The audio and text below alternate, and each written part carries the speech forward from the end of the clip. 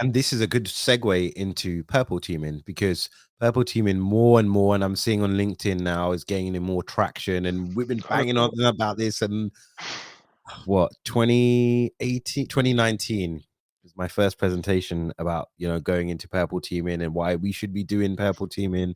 Because Yeah. I suppose it's slightly different, because I was leading the red team at an internal red team, right? So for me, I always, had conversations with the blue team and Yeah. talking about what detections they have. So it's kind of a mix mash between the purple team element as well.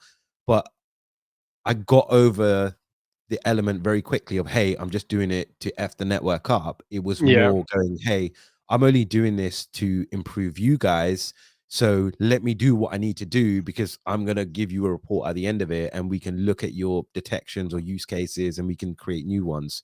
Yeah. So I do think that this realm of purple teaming is going to start increasing, and there's going to be more purple teams being built up. Whereas at the moment, you're having, your red team and your blue team doing their own things, then like maybe once a quarter coming together and doing something together.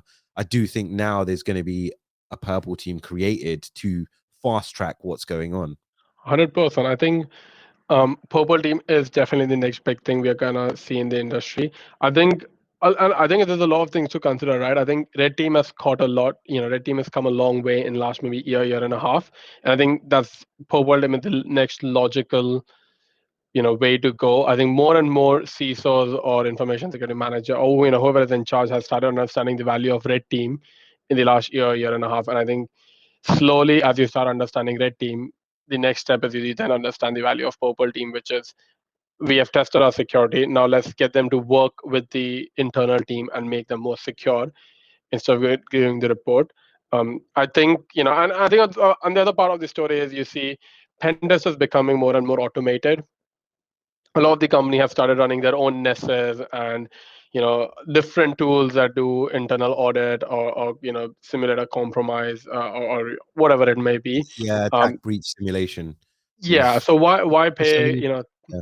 sorry, Yeah, yeah, I so was why going to say, without plugging names of who they are. yeah, I Yeah, was about to say a name and I was yeah, like, maybe I should not not plug anyone yeah. because I Unless you're personally haven't sponsoring them. tested one. So So I have been through all of them. okay. Um, some of them are really good.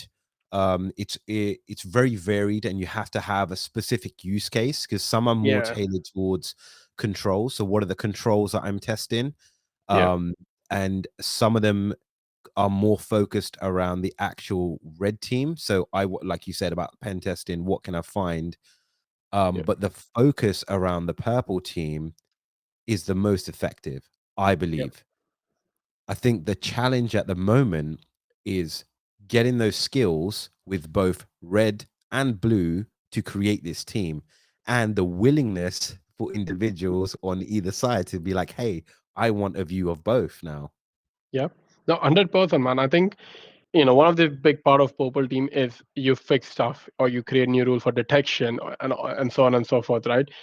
And having the motivation to actually putting in the effort to fix or change stuff is a big thing. So there's no point of doing a purple team if you're actually not going to do anything about the result